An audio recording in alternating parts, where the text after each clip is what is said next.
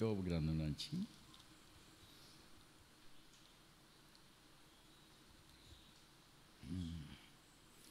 యోబు గ్రంథం 29.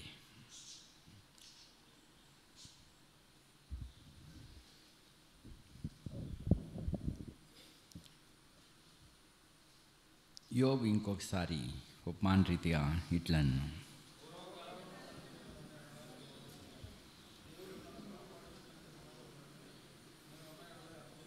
అప్పుడు ఆయన దీపము నా తలకు పైగా ప్రకాశించాను.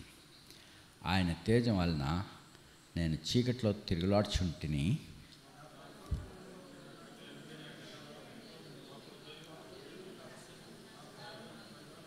సర్వశక్తుడు ఇంకనూ నాకు తోడైండెను. నా పిల్లలు నా చుట్టూ ఉండిరి.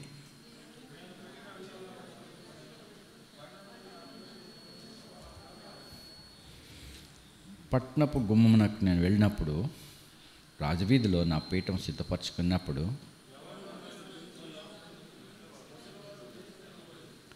అధికారులు మాట్లాడటం మాని నోటి మీద చేవేసుకుని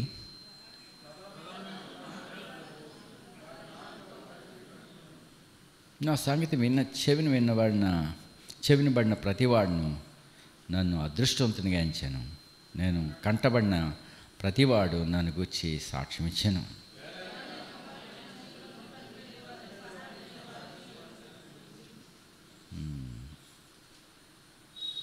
ముప్పై అధ్యాయం 1 వచనం చదవండి.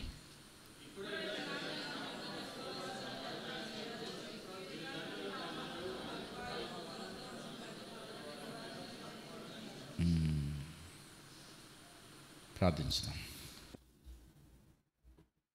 నమ్మకమైన దేవా, కృపగల తండ్రి, మీరు మాకు తోడే ఉండి మమ్మల్ని నడిపిస్తూ వచ్చారు. మీ కృపను బట్టి మేము ఇంతవరకు కాపాడబడుతున్నాము. ప్రభా వందనాలు. అయితే దేవా, మమ్మల్ని వెడనాడవద్దని కోరుకుంటున్నాము. ప్రభా, మీరే మమ్మల్ని నీ చిత్తంలో నడిపిస్తూ ఉండమని నీకు అప్పగించుకుంటూ ఈ సమయాన్ని నీ సన్నిధిలో ప్రార్థించటకు కొన్ని వాక్యమును మాకు ఇచ్చి మేము ఏది కోరుకోవాలనో మాకు సహాయపడమని యేసుక్రీస్తును వేడుకుంటున్నాం తండ్రి.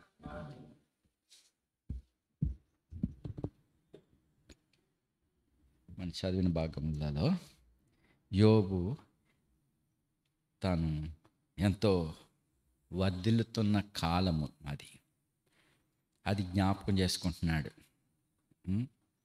ఏంటి జ్ఞాపకం చేసుకుంటున్నాడు? 2వ వచనంలో చూడండి.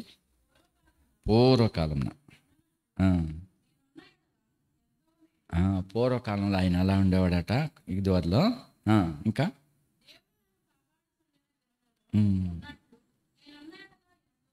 దేవుడు నన్ను కాపాడుచున్నటువంటి దినాలలో ఉన్నట్టు. సో అవన్నీ జ్ఞాపకం చేసుకుంటున్నాడు. దేవుడు ఎవరిని కాపాడుతున్నాడు, దేవుడు ఎవరినితో ఉంటున్నాడు. దీనులను ఆయన తోడే అన్నాడు.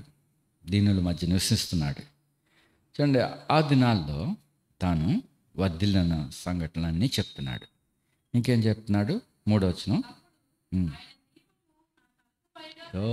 దేవుని వెలుగు, దేవుని తేజస్సు అతడు చీకట్లో ఉన్నా కానీ ఆ వెలుగు ఆయనకి కనపడతా ఉంది.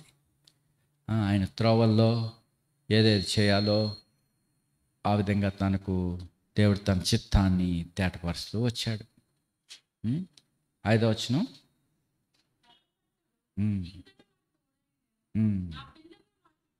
సో సర్వశక్తుడు తోడే అన్నాడు.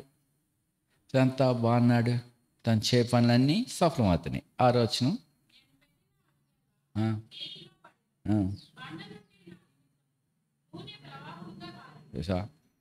సో అటువంటి సమృద్ధి గల దినాలు, ఆశీర్వాదాలు, సమాధానం అనుభవిస్తూ ఉండినాడు.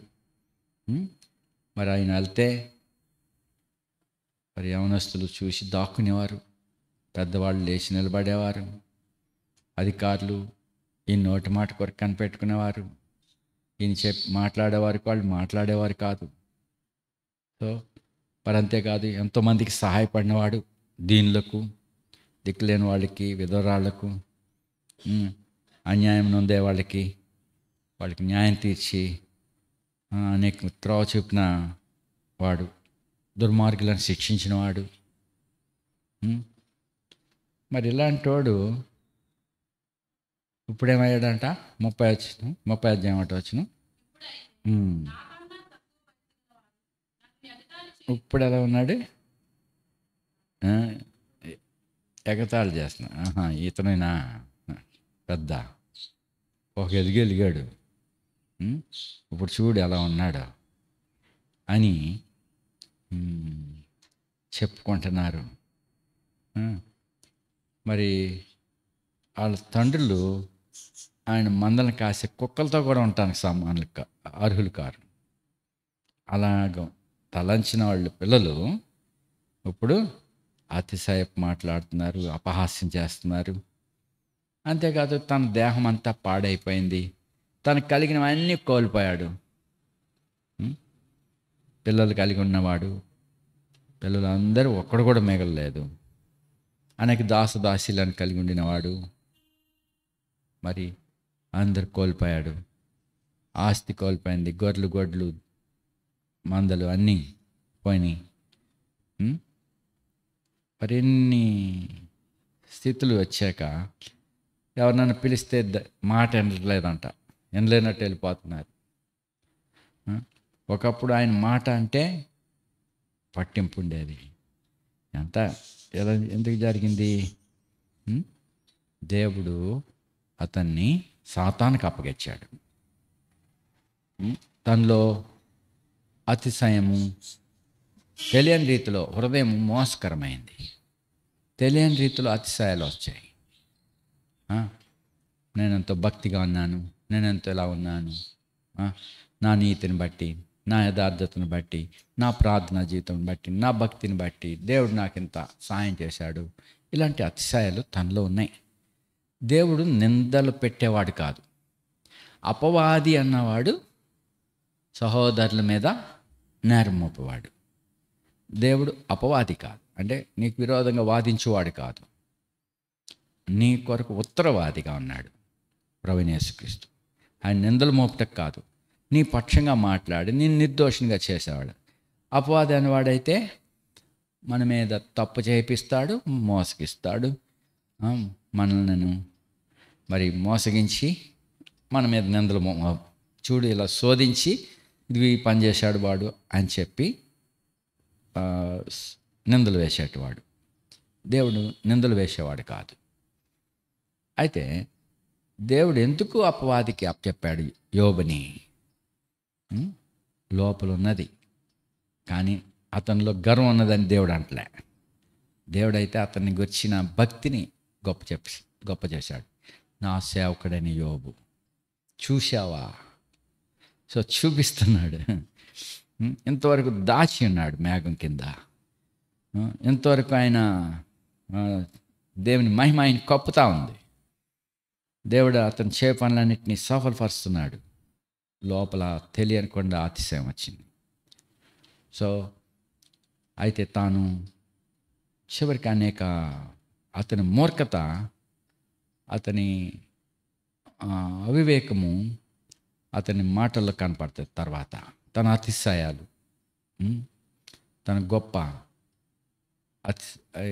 లోపల ఉన్న గర్వము, ఇవన్నీ అతని మాటల్లో కనపడతాయి. తక్కువగా చేయబడినప్పుడు మనం అనుకుంటున్నాం చాలా మంచి మాట మాట్లాడు దేవుడి, యెహోవా ఇచ్చాను, యెహోవా తీసుకొని పోయాను, యెహోవా నామమునకే స్తుతి కలిగిన మంచి మాటలే. కానీ ఇంకా ఆంతర్యంలో ఇంకా ఎలాగున్నది? ఇంకా ఆంతర్యంలో అతని యొక్క మూర్ఖత ఎట్లా ఉన్నది? అది తన యొక్క మాటల్లో కనపడుతుంది. తన స్నేహితులు కూడా అలాంటి వారే. భక్తిని బట్టి ఇలా ఉంటే నువ్వు ఇలా ఉంటే మంచి కౌన్సిలర్స్గా ఉన్నట్టుగా ఉన్నారు. నా స్నేహితులు పనికిమాలిన ఆలోచన పొరలో ఉన్నాడు. ఆఖరికి వాళ్ళు ఇచ్చేది కూడా దేవుడికి ఇష్టం లేదు. వాళ్ళు చెప్తున్న మంచి మాటలు అని అనుకుంటున్న మాటలు కూడా దేవుడి కోపం వాళ్ళ మీదకి వచ్చింది. మరి అయితే యోబు మీద కోపం వచ్చింది, యోబు స్నేహితుల మీద కోపం వచ్చింది దేవునికి. యోబు మీద అయితే జ్ఞానం లేని మాటలు చెప్పి ఆలోచన చెరపు ఇతడెవడు అని చెప్పి యోబుని గద్దించాడు. చివరికి దేవుడు ఇచ్చిన జవాబులన్నిట్లో దీర్ఘశాంతం గల దేవుడు. యోబు విషయంలోనే కాదు, మనందరి విషయంలో కూడా ఆయన దీర్ఘశాంతుడు. చూడండి, యాకోబు పత్రిక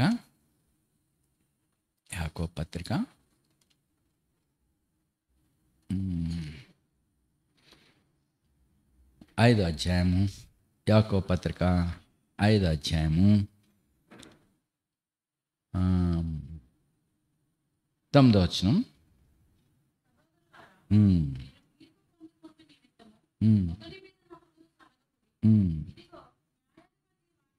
సహోదరులారా, ఇక్కడ మంచి కౌన్సిల్స్ ఇక్కడ దైవజనుడు ఇస్తున్నాడు. 8వ వచనం కూడా, ప్రభు రాక సమీపించినది కనుక ఓపిక కలిగి ఉండి హృదయాల్ని ఏం చేయమన్నాడు? స్థిరపరచుకోవాలి. ఇంకా అలాగే 7వ వచనం,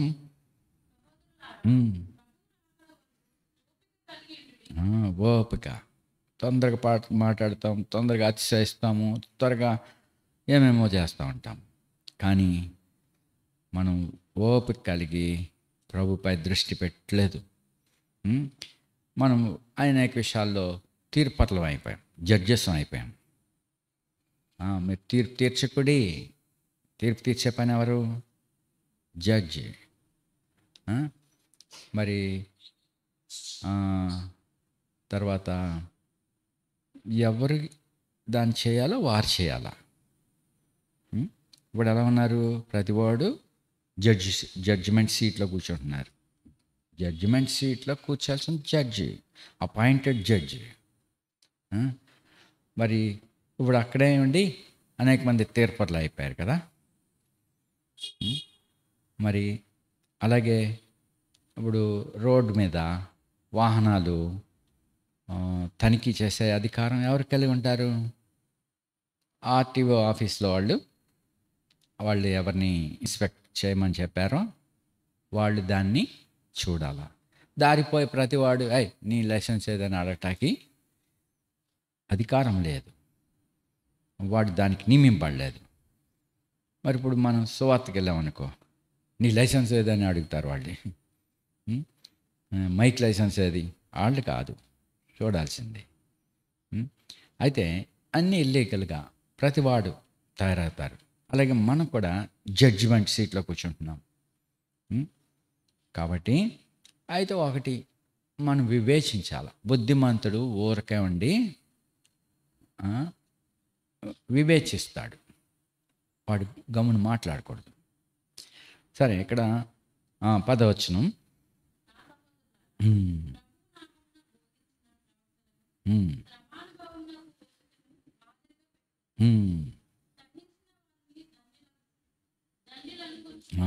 ఓపికగా ఉండేవాళ్ళు, సహించుకునేటవాళ్ళు ఎవరంట? వాళ్ళు ధన్యులు. ఇప్పుడు కనపడదు అది.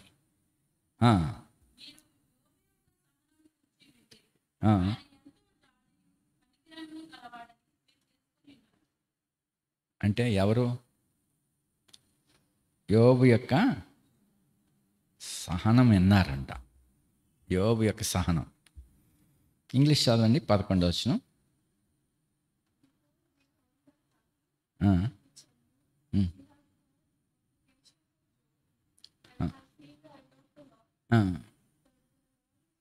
That the Lord is very pitiful and tender mercies. So ప్రభువు ఎంతో జాలి, కనికరం. యోబు యొక్క సహనం ఎంతవరకు ఓర్చుకోగలగడు? ఆ పనోళ్ళు పిల్లలు, వాళ్ళ పనోళ్ళు ఆయన మందలు కాసే కుక్కలతో ఉంటా కూడా తగనేంత తక్కువ వాళ్ళు. ఆ కుక్కలకున్న గౌరవం వాళ్ళకి లేదు. వాళ్ళ పిల్లలు వాళ్ళు అలాగ మాట్లాడితే సహనం వచ్చిందా? వీళ్ళు నా కుక్కలతో కూడా ఉంటాను తగని వారని నేను అనుకున్నాను, ఇప్పుడు ఇలా మాట్లాడుతున్నారు వీళ్ళు అని చెప్పి లోపల అతిశయం, తిరస్కారం వచ్చింది. మన ప్రభువైన యేసుక్రీస్తు తాను సింహం సిలువేయబడినప్పుడు ఆయనను దూషించేటి వాళ్ళు, ఆయన అపహాసించేటి వాళ్ళని గుచ్చి, తాను సృజించిన తన సృష్టి అయిన ప్రజలు తాను అపహాసిస్తే ఆయన ఏం చేశాడు?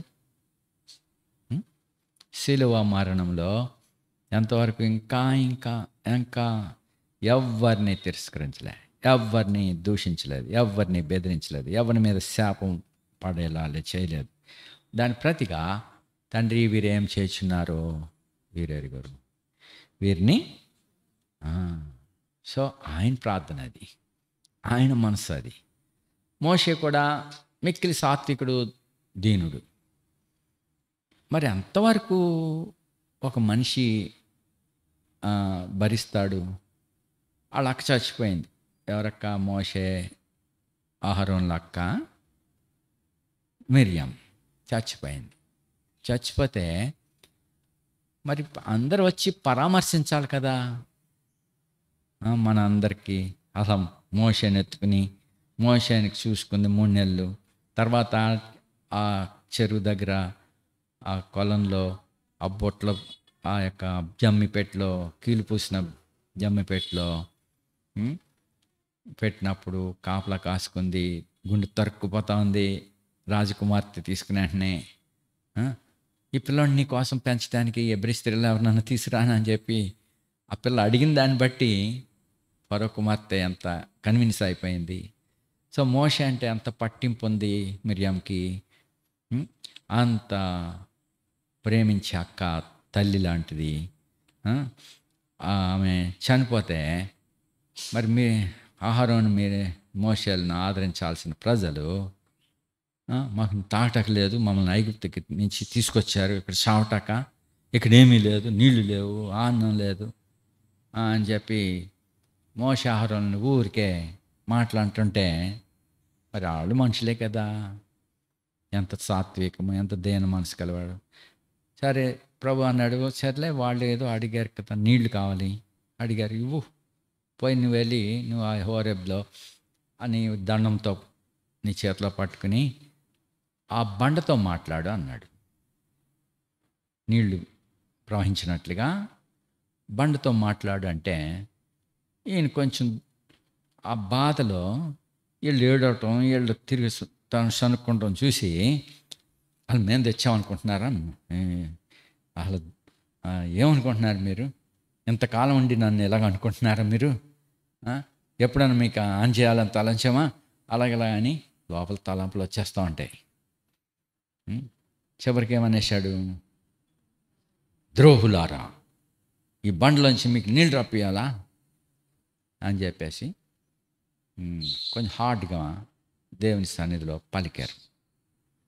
దేవుడు ఏం చేశారు, వాళ్ళ టెంపర్, వాళ్ళ దీనత, వారి సాత్వికము, వారి ఓర్పు అంత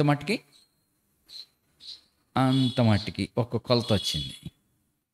ఇంకోసారి అయితే వాళ్ళు చూసి ఏడుతున్నారు, మాకు మన ఎంత తెచ్చారు ఇక్కడికి, మాకు ఏమీ లేదు, ఇక్కడ చేపలు లేవు, కీరకాయలు లేవు, వెల్లుల్లిపాయలు లేవు, ఉల్లిపాయలు లేవు, ఐగుప్తులో ఉన్నప్పుడు బాగానే జరిగేది మాకు, అలాగలా అని అడుగుతుంటే మోషేని చూసి ఓ కుక్కలాగా అని ఏడుతున్నారు.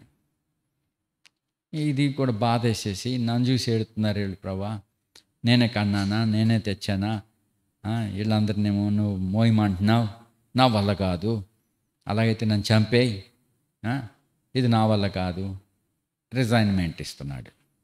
ఆయన ఓర్పు సహనం అంత మట్టుకున్నది, ఒక కొలతది. అయితే యేసుక్రీస్తు ప్రభు ఓర్పు సహనము ఎంతవరకు? సిలువ మరణం పొందినంతగా, అది కూడా అంత తక్కువ, ఇంకంతకంటే ఎవరు కూడా భరించలేరు. ప్రతిదానికి ఒక లిమిట్ ఉన్నది, బేరబుల్ లిమిట్. కొంచెం ఎంత తక్కువలో లైట్లు వెలగగలవు, ఎంత మ్యాక్సిమం లెవెల్లో లైట్లు వెలగగలవు, కొంచెం టాలరెన్స్ ఉంటాయి వాటికి. మరీ తక్కువైపోతే ఆగిపోతుంది, లేకపోతే పాడైపోతుంది. మరీ ఎక్కువ కరెంట్ వస్తే అన్నీ పాడైపోతాయి. కాలిపోతాయి. కొంచెం మధ్యలో టాలరెన్స్ ఉంటుంది ప్రతిదానికి. అలాగే కొంతవరకు భరించగలిగినవి, మోయగలిగినవి కొంతవరకు మనుషులకి లిమిట్ ఉంది. ప్రభు అయితే మరి ఆయన ప్రేమ ఎంతవరకు చూపించగలిగంటే మరణం పొందినంతగా చూపాడు, మరణం పొందినంతగా సహించాడు. మరి మన కోపాలు ఎలా ఉంటాయంటే, మన కోపం ఎంతవరకు వస్తుంది? యోనా కోపం వచ్చింది. ఆయన కోపం వస్తే, యోనా నువ్వు నాటలేదు, నువ్వు దాన్ని వృద్ధి చేయలేదు, ఆ పాత చచ్చిపోయింది, దీని గురించి ఇంత కోపం వచ్చేసింది, ఎండ గురించి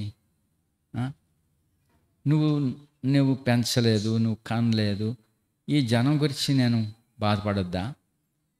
నువ్వు ఇంత కోపపడతావు న్యాయమేనా అంటే ఆయన ఏమన్నాడు? మరణం పొందినంత కోపం వచ్చింది. ఆ కోపానికి ఏమైపోతాడు? బ్రెయిన్ సిట్లు పోయి పడిపోయి చచ్చిపోతాడు అనమాట. అంత తీవ్రమైన ఆగ్రహం. అయితే ప్రభు అంత ఆగ్రహం పడి చచ్చిపోయాడా? మరణం పొందినంతగా విధేయత. దేవుని ప్రేమ అని చెప్పబడిన యేసుక్రీస్తు ప్రభు, ఆయన పేరు ప్రేమ. అది దేవుని ప్రేమ. God is love. దేవుడు ప్రేమయ్య ఉన్నాడు. ప్రేమయ్యున్న దేవుడు మరణము పొందినంతగా ఆయన మనల్ని ప్రేమించి మన మీద శాపం పడకుండా మన శాపములన్నింటినీ భరించాడు. మరి అంతగా ఆయన మనల్ని ప్రేమించాడు.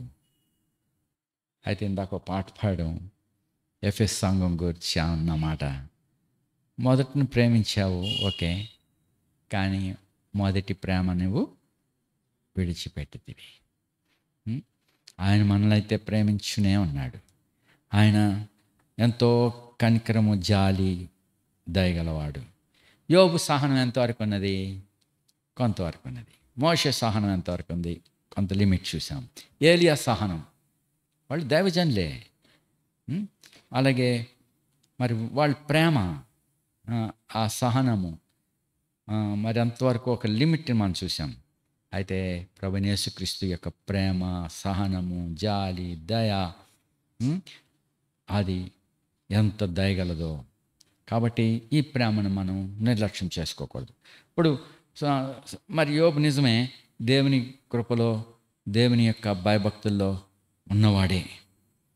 ఆ దినాల్లో మరి ఆయన వదిలిన విధానం, ఒకప్పుడు నేను ఎలాగుంటిని, నేను నడిస్తే వీధిలో అందరు దాక్కునేవారు, పెద్దోళ్ళు ముసలోళ్ళు లేచి నిలబడేవారు, ఇంత గౌరవం నాకుండేది, నా మాట కొరకు కనిపెట్టుకునేవారు, నేను చేసిందల్లా నేతిలో పడినట్టుండేది, అడుగుల్లా వెళ్తా అభివృద్ధి అయ్యేది.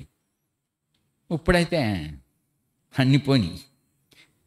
కాబట్టి మనం కూడా మంచి దినాల్లో దేవుని ప్రేమను అనుభవించున్న విధేయులుగా ఉన్నప్పుడు దేవుని ప్రేమను అనుభవించాం, ఓకే.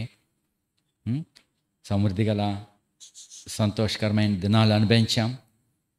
కానీ చూడండి, ఆ నిర్గమాకాండంలో ఆది కాండంలో యోసేపు దినాల్లో ఒక సంఘటన జరిగింది కదా. సకల దేశములకు, సర్వలోకానికి కరువు వచ్చింది. అబ్రహాం దినాల్లో వచ్చింది కరువు, ఇస్సాకు దినాల్లో వచ్చింది, యాకోబు దినాల్లో కూడా కరువు వచ్చింది. కరువు భారంగా ఉండి ఎలాగైందంట, క్షీణించిపోతుంది, దేశాలన్నీ పెయింట్ అయిపోతున్నాయి. సో అది దానికి ముందు ఏమొచ్చింది? యోసేపు చెప్పాడు కదా 41వ అధ్యాయంలో ఇక్కడ ఫరోకి ఒక ప్రత్యక్షత దేవుడిచ్చాడు. దానికి తెలియలేదు ఆయనకి. దాన్ని గురించి యోసేపు ద్వారా, ఇది ఎవరు చెప్పలేని పరిస్థితుల్లో దేవుడు యోసేపు ద్వారా దీని యొక్క భావాన్ని తెలియపరిచాడు. ఈ భావాన్ని చెప్పగలిగిన వారు ఎవరునూ లేరు, ఏ దేశంలోనూ కనపడే ఒకే ఒక్కడు దాన్ని తెలియజేయగలిగాడు. అది ఏంటంటే అది ఏమంటుంది? సో 22వ వచనం, 41:22 ఆదికాండం. ఆదికాండం ఆ, ఆ, ఆ, ఆ.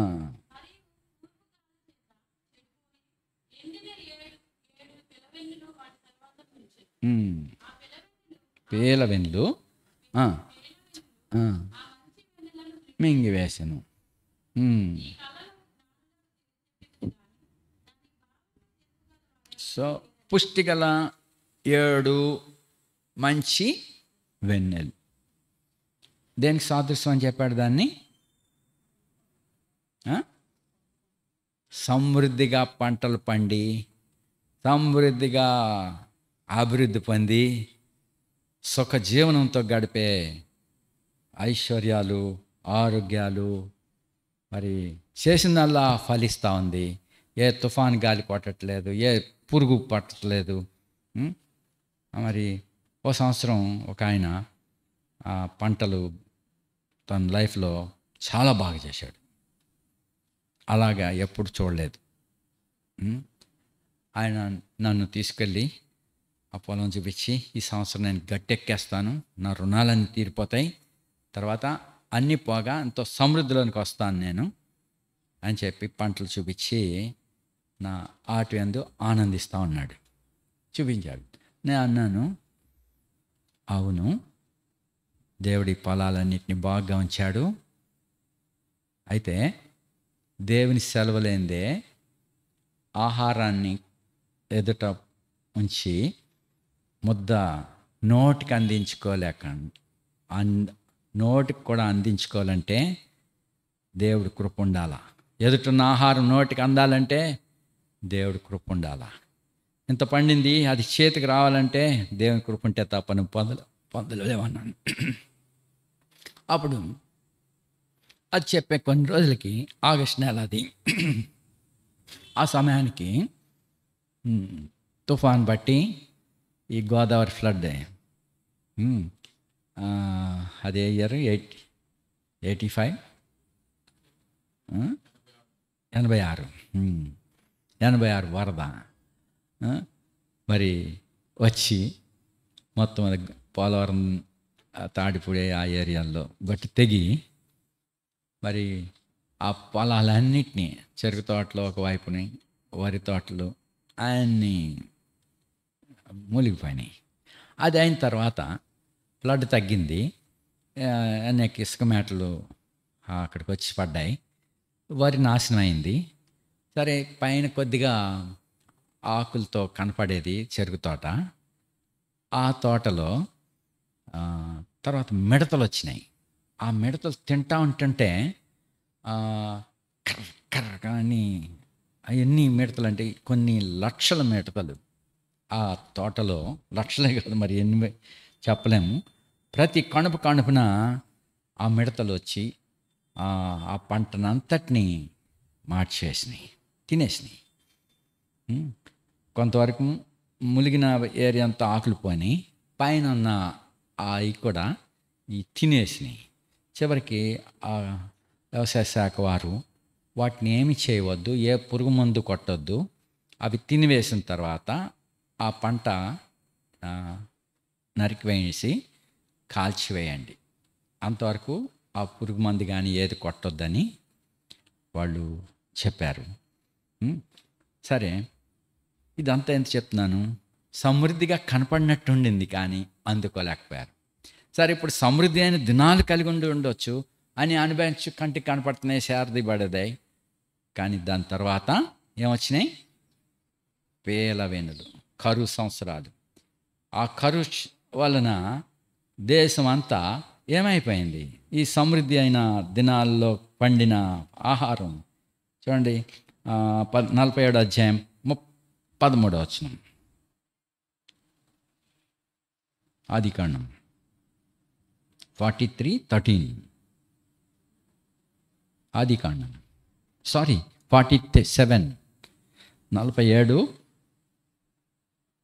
47:13. కరువు మిక్కిలి భారమైనందున ఆ దేశమంతటను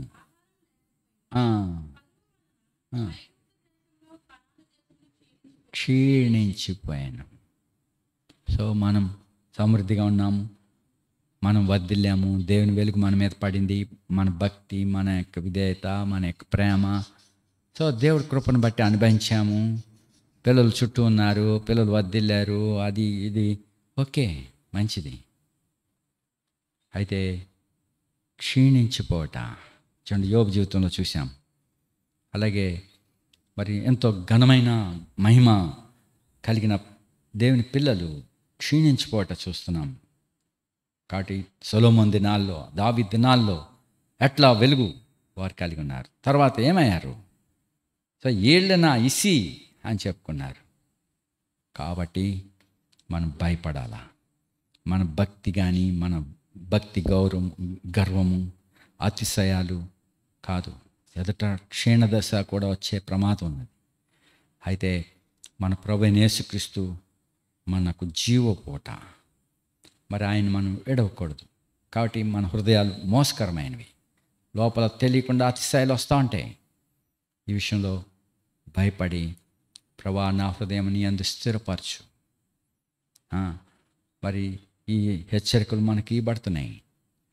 ఆత్మీయమైన డిజాస్టర్స్, ఆత్మీయమైన కరువులు, ప్రేమను కోల్పోయి, తర్వాత సరైన ఆత్మీయమైన క్రమాన్ని కోల్పోయి, ఇలాంటి పరిస్థితులు, క్షీణత వచ్చి ఇంకా వెలుగును చూడలేకుండా, మరి అలాంటి పరిస్థితులు, చీకటి దినాలు మన ఎదుట వస్తున్నాయి. కాబట్టి దేవుని వెలుగు మన మీద ఎల్లప్పుడూ ఉండినట్లుగా మనం దేవుని కృపను కోరుకోనాలి. దేవుని సన్నిధిని మనం విడగకూడదు. మన ప్రార్థన జీవితం ఏమైంది? ఆ దినాల్లో ఎట్లా ఉంటుంది? నా మట్టుకు నేను చెప్తాను. ఎటువంటి దేవుని యొక్క ప్రేమ, దేవుని యొక్క ప్రేమ యందు నేను ఎట్లా ఆనందించాను. సో ఇప్పుడు ఎట్లా ఉన్నాను, ఇప్పుడైతే అట్లా. సో క్షీణత. సో మరి ఈ క్షీణత నాకే కాదు, మీలోనే ఉన్నది. కాబట్టి పశ్చాత్తాపడి, ప్రభా నీ సన్నిధిని ప్రేమించుటకు, నా దినము లెక్కించుటకు. చూడు 90వ కీర్తనలో ఇక్కడ మనకు జ్ఞాన హృదయం కావాలి. 12వ వచనం, 90వ కీర్తన, 90వ కీర్తన 12. మాకు జ్ఞాన హృదయం కలిగినట్లుగా. సమృద్ధి గల దినాలు అనుభవించావు, ఓకే. మరి ఎదుట అవి కూడా ఉన్నాయి. అయితే ఏది సమయాల్లో ఎలాగున్నా కరువు దినాల్లో కూడా పోషించగలిగే దేవుడు ఉన్నాడు. సారిపోతులో ఉన్న విధవరాలికి మరి అక్కడ దేవుడు ఏలియాను పంపాడు. మరి ఆ ఇంట బయట అంతా క్షీణత ఉన్నది. అనుదినము వారికి ఏమన్నది? ఆహారం నిలవదా? ఎక్స్పైర్ పిండా? ఏ పిండి? ఏం పిండి అది? ఎక్స్పైర్ అయిపోయిందా? తాజా. నేను ఎప్పుడో ఇజికి చెప్పాను, గోధుమ పిండి పట్టారా, ప్యాకెట్లు కొత్తగా వచ్చినాయి. అది వరకు పొట్లాలు కట్టేవారు, తర్వాత ప్యాకెట్లు వచ్చినాయి. అది 96 ఆ ప్రాంతాలు. వాడు మంచి ప్యాకెట్ తెచ్చేశాడు. ఏదేదో చెప్తే కూర్చుని అది కట్టు ఇది కట్టు అని ఆ కాంటాయిన్ దగ్గర లిస్టు రాసింది పట్టుకొచ్చేసాడు వీరవాసరా నుంచి. నేను వచ్చిన వెంటనే ఆ పిండి చూస్తే అది అప్పుడు 96 అయితే అది 93, 92, 93లో తయారైన ప్యాకెట్ అది. ఇప్పుడు దాన్ని best use before 6 months, expiry date ముందు నువ్వు దీన్ని వాడుకోవాలని ఉంది. అయితే నువ్వేమో 3 సంవత్సరాలు క్రితం తయారైన పాత పిండి తెచ్చావు. ఇది వాసన వస్తుందిరా, ఇది పట్టుకెళ్ళి ఇచ్చా అన్నాను. లేదులే మిరియం అంది. మళ్ళీ ఏం వెళ్తాడులే, ప్యాకెట్లోనే ఉంది కదా అంది. దాన్ని ఇప్పి రొట్టెలు చేశాక నాకు దాంట్లో తాజా వాసన లేదు, నిలవ వాసన, మంచి ఆ, ఆహార క్వాలిటీస్ కోల్పోయింది, అది ఎక్స్పైర్డ్. అయితే ఈ పిండి, సారిపెత్తలో ఉన్న విధవరాలి యొక్క పిండి, చెప్పండి ఇప్పుడు చెప్పాను, తాజా నూనె, తాజా క్రొత్త నూనె. సో ప్రభు చేతిలో ఆశీర్వాదం ఉన్నది. 5 రొట్టెలు చాలు, 2 చేపలు, ఎంతమంది అయినా ఆయన ఇవ్వగలడు, పోషించగలడు. మన నిత్య జీవ పూట ఆయన ప్రేమించే ప్రేమయమైనది. ప్రార్థనా జీవితం ఎక్కడ ఉన్నది? ఆసక్తి, మొదటి ప్రేమ, క్రమము, ఇవన్నీ కోల్పోయిన పరిస్థితి ఏర్పడింది. కాబట్టి ప్రభుని అడగాలి, ప్రభా మా దినాలు లెక్కించుటకు, సమయాన్ని సద్వినియోగం చేసుకుంటకు, దేవుని సన్నిధిలో గడపాల్సిన సమయం, ప్రార్థనా సమయాలు, నియామక కూటాలు, మరి సమాజంగా కూడుకుంటకు, వ్యక్తిగతంగా దేవుని సన్నిధిలో గడుపుటకు, కుటుంబంగా గడుపుటకు, మరి వీటన్నిటిలో నిర్లక్ష్యత ఏర్పడింది. ఇది అపాయమునకు గుర్తు, కోల్పోయిన స్థితి. ఇది ఆత్మీయమైన బలహీనత, రోగము, మరణానికి దారి తీసుకెళ్తుంది. కాబట్టి అపాయంలో ఉన్నాం. మరి అపాయంలోంచి మనం తప్పించుకుని మరి ప్రభు ఎదుట సహాయం కోరుకొంచు మరి నిత్య జీవపూట అయిన ప్రభుని ఆశ్రయిద్దాం. తిరిగి రిన్యూ చేయమని అడుగుచు ప్రభుని అడుగుదాం. సమాజములన్నిటి కొరకు, దేవుని పిల్లలందరి కొరకు, పరిశుద్ధులందరి కొరకు, మరి దేవుని పరిసరలో ఉన్నవారి కొరకు మనం ప్రార్థిస్తాం. కొద్ది సమయం ఈ విషయాల గురించి, సంఘము కొరకు, పరిసరల కొరకు దయచేసి ప్రార్థన చేయండి. కొద్ది సమయం.